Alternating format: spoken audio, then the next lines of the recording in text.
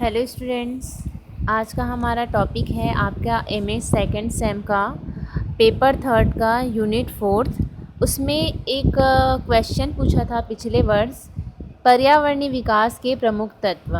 तो इसको ध्यान में रखते हुए यह वीडियो बनाया जा रहा है कि इससे रिलेटेड अगर आपके पास क्वेश्चन आ गए तो आप उसको कैसे सॉल्व करोगे। ठीक है, तो फिर चलिए जानते हैं क्या होता है पर्यावरणीय विकास। ठीक है, इससे पहले हम लोगों ने सस्टेनेबल डेवलपमेंट पढ़ा था जिसे सतत विकास कहा जाता है। तो सतत विकास स्थिरता के 3 स्तंभों पर टिका हुआ है। पहला आर्थिक, दूसरा पर्यावरणीय और तीसरा है सामाजिक। यह तीनों चीज़ें इसकी आधारशिला है। और पर्यावरणीय स्थिरता का तात्पर्य वायु, जल और जलवायु से भी है। सतत विकास का एक महत्वपूर्ण पहलू उन गतिविधियों या उपायों को भी अपनाना है जो स्थायी पर्यावरणीय संसाधन में मदद कर रहे हैं, है ना। इस प्रकार ये एक सतत विकास की प्रक्रिया का एक महत्वपूर्ण अंग है पर्यावरणीय विकास। तो चलिए जानते हैं क्या होता है पर्यावरणीय विकास। पर्यावरणीय विकास को जानने से पहले ये जानते हैं कि क्या होता है पर्यावरण। पर्यावरण का परिभाषा और कार्य। ठीक है, तो पर्यावरण को समस्त भूमंडलीय विरासत और सभी संसाधन की समग्रता के रूप में परिभाषित कर सकते हैं। इसमें वे सभी जैविक और अजैविक तत्व आते हैं जो एक दूसरे को प्रभावित करते हैं। सभी जीवित तत्व जैसे पशु पक्षी हो और पौधे, वन्य, मत्स्यिकी आदि, और ये सब जैविक तत्व हैं। तो हवा, पानी, भूमि अजैविक तत्व हैं। ये सब दोनों मिलकर ही क्या पर्यावरण का निर्माण करते हैं। पर्यावरण के अध्ययन के अंतर्गत इन्हीं जैविक और अजैविक घटकों के बीच अंतर संबंधों का ही अध्ययन किया जाता है। ठीक है, पर्यावरण कार्य कैसे करता है। पर्यावरण चार आवश्यक कार्य होते हैं। पहला है यह संसाधनों की पूर्ति करता है, जिसमें नवीनीकरण। आप लोग पर्यावरण क्या होता है, जिस परिधन आवरण जो हमारे चारों ओर पाया जाता है उसको पर्यावरण कहते हैं। ये जो परिभाषा है उसको हम बचपन से पढ़ते हुए आ रहे हैं। क्योंकि अब ये इसका क्या वृहद स्वरूप हो गया है ना। इसका विकास में क्या योगदान है इसको जानेंगे, इसलिए इसको हम थोड़ा व्यापक स्तर पे पढ़ते हैं। ठीक है, तो जानते हैं पर्यावरण के 4 आवश्यक कार्य, जिसमें से पहला है यह संसाधनों की पूर्ति करता है, जिसमें नवीनीकरणीय और गैर नवीनीकरणीय दोनों प्रकार के संसाधन शामिल होते हैं। नवीनीकरणीय योग्य संसाधन वे हैं जिसका उपयोग संसाधन के क्षय या समाप्त होने की आशंका के बिना किया जा सकता है। मतलब उन चीज़ों का जिसका उपयोग करने के पश्चात दोबारा प्राप्ति होता है, दोबारा यूज़ हम कर सकते हैं। ठीक है, और संसाधन की पूर्ति इसमें निरंतरता बनी रहती है। अर्थात नवीनीकरणीय संसाधन के उदाहरण में वनों में पेड़ और समुद्र में मछलियाँ हैं। दूसरी ओर गैर नवीनीकरण योग्य संसाधन वे संसाधन हैं जिसका एक बार दोहन होने के पश्चात दोबारा उसको प्राप्त नहीं किया जा सकता है, जैसे कि जीवाश्म ईंधन और जो हम पेट्रोल डीजल यूज़ करते हैं वो सब। इसी प्रकार है ये अनवीनीकृत संसाधन के उदाहरण हैं। ठीक है, देखिए इसके पश्चात जानेंगे पर्यावरण इन कार्यों को बिना किसी व्यवधान के तभी कर सकता है जब तक कि ये कार्य उसकी धारण क्षमता की सीमा में हो। इसका अर्थ है कि जो संसाधन का निष्कर्षण इसके पुनर्जनन की दर से अधिक नहीं है और उत्पन्न अवशेष पर्यावरणीय के समावेश के भीतर मतलब क्षमता जो उसकी के भीतर होता है। जब ऐसा नहीं होता है तो पर्यावरण जीवन का अपना तीसरा और महत्वपूर्ण कार्य करने में असफल हो जाता है और इससे पर्यावरण संकट पैदा होता है। पूरे विश्व में आज यही स्थिति है। विकासशील देशों की तेजी से बढ़ती जनसंख्या और विकसित देश के समृद्ध उपभोग और उत्पादन मानकों ने पर्यावरण के पहले दो कार्यों पर भारी दबाव डाला है। अनेक संसाधन विलुप्त हो गए हैं और सृजित अवशेष पर्यावरण के अवशेषी क्षमता के से बाहर हो गए हैं। अवशेषी क्षमता का अर्थ ये होता है पर्यावरण की अपक्षय को सोखने की योग्यता से है ना। पर्यावरण की अपक्षय को सोखने की योग्यता से है। इसके कारण ही आज हम पर्यावरणीय संकटों की दहलीज पर खड़े हैं। विकास के क्रम में नदियाँ और अन्य जल स्रोत प्रदूषित होते जा रहे हैं और सूख रहे हैं। इससे जल को एक आर्थिक वस्तु माना गया है। इसलिए इसके साथ ही नवीनीकरणीय और अनवीनीकरण संसाधनों के गहन और विस्तृत निष्कर्षण से अनेक महत्वपूर्ण संसाधन क्या होते हैं, विलुप्त होते जा रहे हैं। ठीक है, और हमें नए संसाधनों की खोज में प्रौद्योगिकी और अनुसंधान पर विशाल राशि व्यय करना पड़ता है। ठीक है, इसके साथ ही जुड़ी पर्यावरणीय अपक्षय की गुणवत्ता की स्वास्थ्य लागत, जल और वायु की गुणवत्ता की गिरावट। भारत में जो 70% जल क्या है, प्रदूषित है। सांस और जल संक्रामक रोगों की घटनाएं बढ़ती जा रही है ना। परिणाम स्वरूप क्या हो रहा है, व्यय भी बढ़ रहा है और वैश्विक पर्यावरण की मुद्दे जैसे उष्णता और ओजोन क्षय में ने स्थिति को और गंभीर बना दिया है, जिसके कारण सरकार को आर्थिक धन व्यय करना पड़ा है। इससे स्पष्ट है कि नकारात्मक पर्यावरण प्रभाव की असर लागत पर बहुत अधिक है। यहाँ सबसे बड़ा प्रश्न यह उठता है कि क्या पर्यावरण समस्याएं इस शताब्दी के लिए नई हैं? यदि ऐसा है तो क्यों? इस प्रश्न के उत्तर के लिए विस्तार में जानेंगे कि जानने की आवश्यकता है। प्रारंभ के दिनों में जब सभ्यता शुरू हुई थी या जनसंख्या ने इस असाधारण वृद्धि के पूर्व और देश द्वारा औद्योगिकरण अपनाने के पहले पर्यावरणीय संसाधनों की मांग और सेवाएं उनकी पूर्ति से बहुत कम थी। बहुत ही कम थी। ठीक है, इसका अर्थ हुआ ये कि पर्यावरण प्रदूषण की अवशेषी क्षमता के भीतर था और संसाधन निष्कर्षण की दर इन संसाधनों के पुनर्संरचन की दर से भी कम थी। इसलिए पर्यावरण समस्याएं उत्पन्न नहीं होती थी। लेकिन जनसंख्या विस्फोटक और जनसंख्या की बढ़ती हुई आवश्यकताओं की पूर्ति के लिए औद्योगिक क्रांति के आगमन से स्थिति बदल गई। परिणाम स्वरूप क्या हुआ, उत्पादन और उपभोग के लिए संसाधनों की मांग और संसाधनों की पुनर्सर्जन की दर में भी क्या हुआ, अधिक वृद्धि हुई। ठीक है, पर्यावरण की अवशेषी क्षमता पर दबाव बुरी तरह से बढ़ गया। यह प्रवृत्ति आज भी जारी है। इस तरह से पर्यावरण की गुणवत्ता के मामले में मांग पूर्ति संबंधी पूरी तरह से उलट गए हैं। ठीक है, अब हमारे सामने पर्यावरणीय संसाधनों और सेवाओं की मांग अधिक है, लेकिन उनकी पूर्ति की सीमित है, जिसके कारण अधिक उपयोग और दुरुपयोग हो रहे हैं। इसलिए अवशिष्ट सृजन और प्रदूषण के पर्यावरण मुद्दे आजकल बहुत गंभीर हो गए हैं। भारत में पर्यावरणीय स्थिति, देखिए, भूमि की उच्च गुणवत्ता है ना। यहाँ पर भारत में पर्यावरण की क्या स्थिति है, तो चलिए जानते हैं।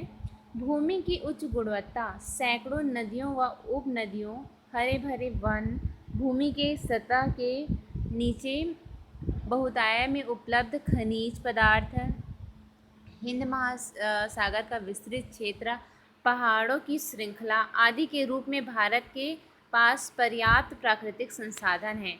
दक्षिण के पठार की काली मिट्टियाँ विशिष्ट रूप से कपास की खेती के लिए उपयुक्त है। इसके कारण ही इस क्षेत्र में कपड़ा उद्योग केंद्रित है। अरब सागर से बंगाल की खाड़ी तक गंगा का मैदान है, जो कि विश्व के अत्यधिक उर्वरक क्षेत्रों में से एक है। ठीक है। और विश्व में सबसे गहन खेती और घनत्व जनसंख्या वाला क्षेत्र है। भारतीय वन वैसे तो आसपास रूप में वितरित है, फिर भी वे अपनी अधिकांश जनसंख्या को हरियाली और उसके वन्य जीवन को प्राकृतिक आवरण प्रदान करते हैं। देश में लौह अयस्क, कोयला और प्राकृतिक गैस के भारी भंडार हैं। केवल भारत में ही नहीं, विश्व के समस्त लौह अयस्क भंडार का 20% उपलब्ध है। हमारे देश के विभिन्न भागों में बॉक्साइट, तांबा, क्रोमोट, हीरा, सोना, सीसा, भूरा कोयला, मैग्नीज, जिंक, यूरेनियम इत्यादि मटेरियल्स मिलते हैं। ठीक है। लेकिन भारत में विकास गतिविधियों के फलस्वरूप उसके सीमित प्राकृतिक संसाधन पर दबाव पड़ रहा है। इसके साथ साथ मानव स्वास्थ्य और सुख समृद्धि पर भी उनका असर पड़ रहा है। भारत के पर्यावरण को दो तरफा खतरा है। एक तो गरीबी के कारण पर्यावरण का अपक्षय और दूसरा है संसाधन संपन्नता और तेजी से बढ़ते हुए औद्योगिक क्षेत्र के प्रदूषण से। भारत की अत्यधिक गंभीर पर्यावरणीय समस्या है वायु प्रदूषण, दूषित जल, मृदा क्षरण, वन्य कटाव और वन्य जीवन की विलुप्ति। इनमें से प्रमुख है भूमि अपक्षय, जैविक विविधता की हानि, शहरी क्षेत्रों में वाहन प्रदूषण से उत्पन्न वायु प्रदूषण, ताजे पानी का प्रबंधन और ठोस अपशिष्ट प्रबंधन। भारत में भूमि का अपक्षय विभिन्न मात्रा में और रूपों में होता हुआ है, जो मुख्य रूप से अस्थिर प्रयोग और अनुपयुक्त कार्यप्रणाली का परिणाम है।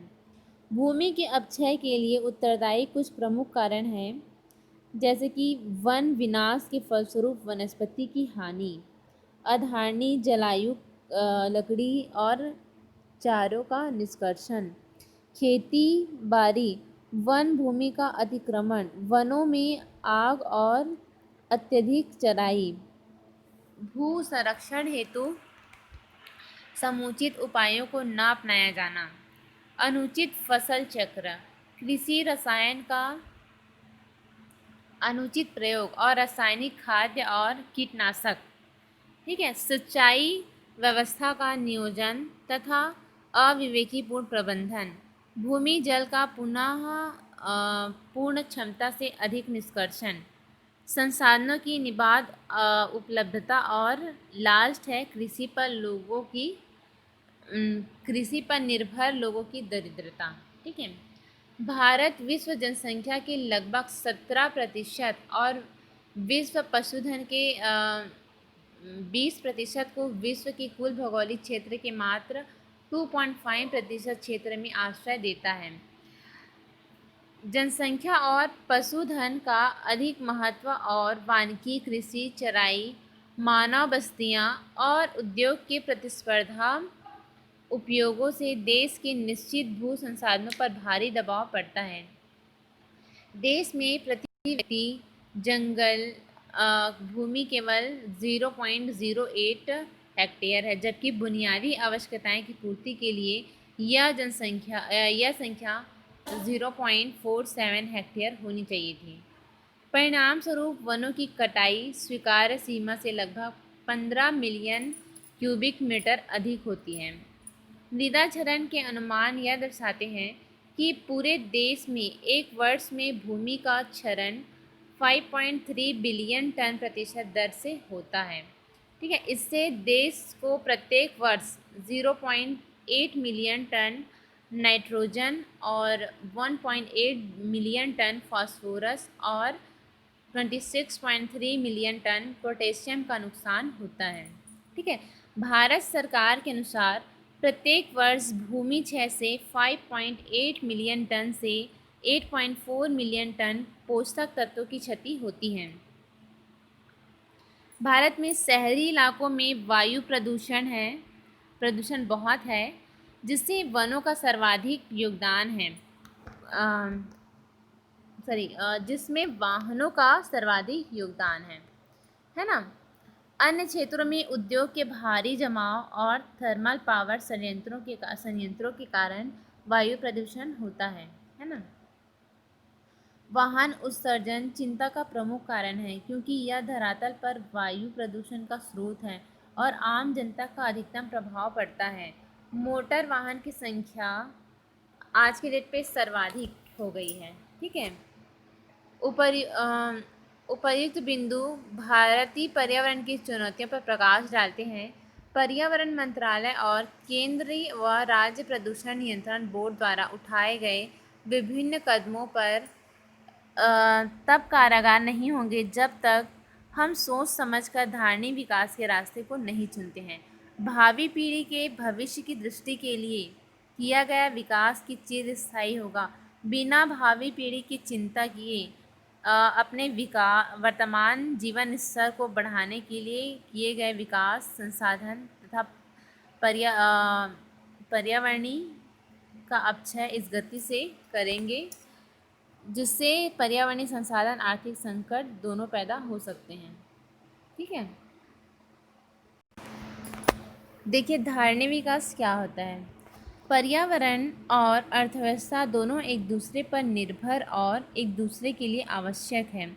अतः पर्यावरण पर होने वाले परिणामों की अवहेलना करने वाला विकास और उन पर्यावरण का विनाश कर देगा जो जीवन को धारण करता है। अतः आवश्यक है कि ऐसे विकास को जो भावी पीढ़ियों को जीवन की संभावित औसत गुणवत्ता को प्रदान करें और जो कम से कम वर्तमान पीढ़ी के द्वारा उपभोग की गई सुविधाओं के बराबर हो।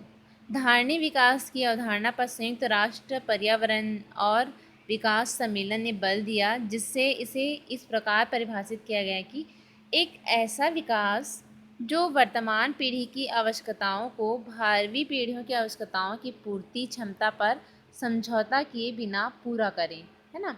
इस परिभाषा को एक बार फिर से पढ़ते हैं कि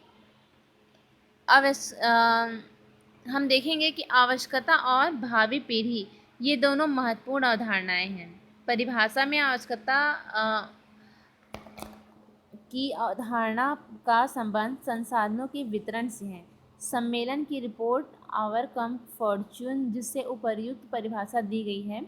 धारणीय विकास की व्याख्या सभी की बुनियादी आवश्यकताओं की पूर्ति और एक अच्छे जीवन की आकांक्षाओं की संतुष्टि के लिए सभी को अवसर प्रदान करने के रूप में की है। सभी की आवश्यकताओं की पूर्ति के लिए संसाधनों के पुनर्वितरण की आवश्यकता होगी, इसलिए यह एक नैतिक प्रश्न है।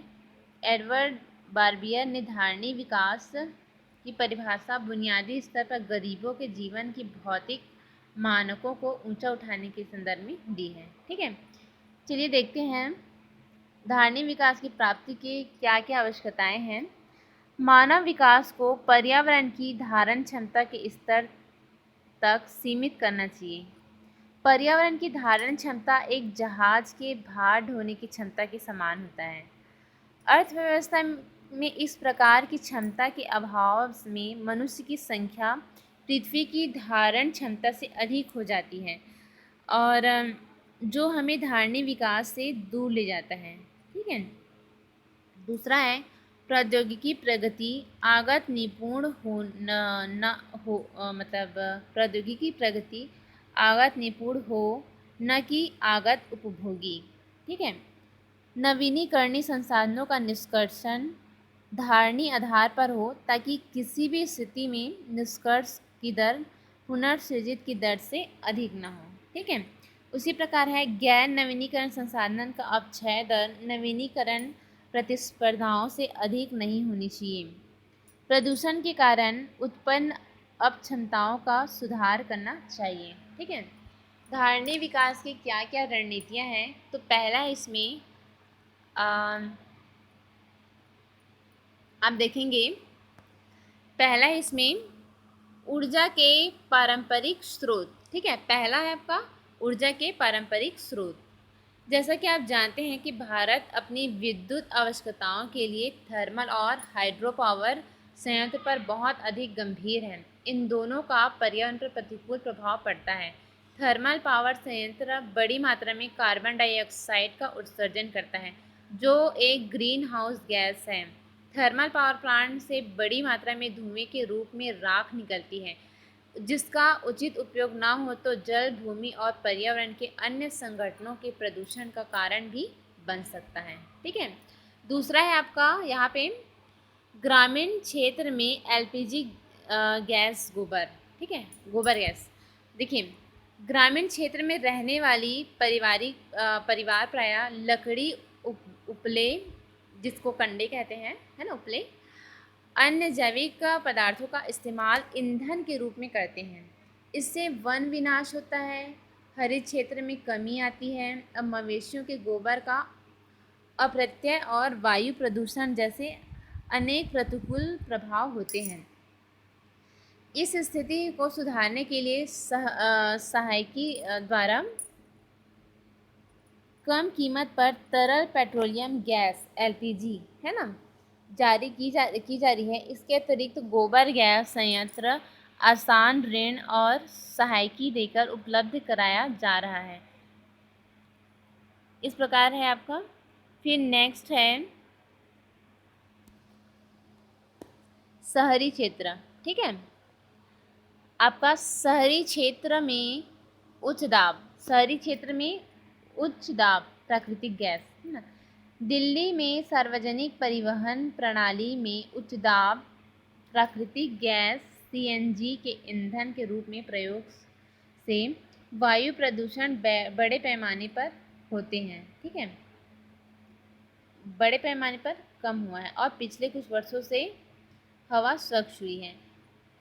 वायु शक्ति, फोटोवोल्टिक सेल द्वारा और सौर शक्ति, जली प्लांट, पारंपरिक ज्ञान व व्यवहार। ठीक है, इस प्रकार जैविक कीट नियंत्रण और इस प्रकार कई और इसके घटक हैं, है ना। आजकल धारणीय विकास शब्द बहुत लोकप्रिय हो गया है। विकास की विचारधारा में निश्चय ही एक दृष्टांत परिवर्तन है। कई प्रकार से इसकी व्याख्या भी की गई है, लेकिन इस मार्ग को अपनाने से चिरस्थायी विकास और सभी के लिए कल्याण सुनिश्चित होगा। इस प्रकार निष्कर्षतः यह कहा जा सकता है कि आर्थिक विकास से, जिसका लक्ष्य बढ़ती जनसंख्या की आवश्यकताओं की पूर्ति के लिए वस्तुओं व सेवाओं के उत्पादन को बढ़ाना है, और पर्यावरण पर बहुत दबाव पड़ता है ना। विकास की प्रारंभिक अवस्थाओं में पर्यावरण संसाधन की मांग पूर्ति में कमी थी। अब विश्व के सक्षम पर्यावरण संसाधन की बढ़ती मांग है, लेकिन उनकी पूर्ति अत्यधिक उपयोग व दुरुपयोग की वजह से सीमित हो गई है। धारणीय विकास का लक्ष्य उस प्रकार के विकास का संवर्धन है जो कि पर्यावरण समस्याओं को कम करे और भावी पीढ़ी की आवश्यकताओं की पूर्ति करने की क्षमता में समझौता किए बिना वर्तमान पीढ़ी की ज़रूरतों को पूरा करें। ठीक है, इस प्रकार आपका पर्यावरणीय विकास कंप्लीट होता है यह चैप्टर। इससे रिलेटेड यह क्वेश्चन किया जाएगा कि पर्यावरणीय विकास के महत्व को समझाइए। ठीक है, ये पिछले साल के पेपर में आपका आया था टिप्पणी करे करके यूनिट 4 में। तो इस प्रकार ये आपका पर्यावरणीय विकास है। यह चैप्टर आपका कंप्लीट होता है यहीं पे। धन्यवाद।